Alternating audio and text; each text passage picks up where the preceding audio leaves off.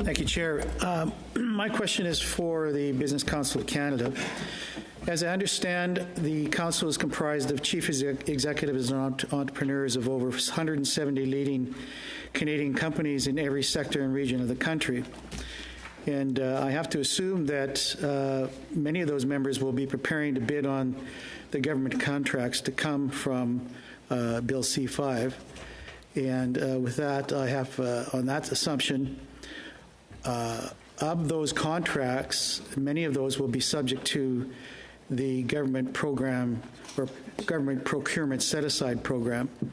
Are you preparing or assisting and advising your members on how they'll have to, when they reach that government procurement set-aside program, need to provide an Indigenous participation plan?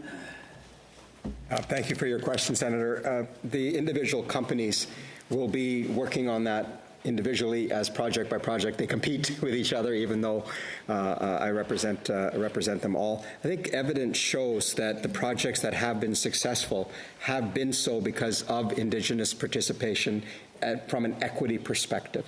I will have you know, Senator, that it was the Business Council of Canada led the charge for the Indigenous Loan Guarantee Program, in part to address this very question, to enable Indigenous communities, particularly those who may not have any corporate history, to be able to seek equity participation and equity partnership in projects, and yet to help businesses de-risk that, because again, when you don't have any history, we don't know what we're measuring it against.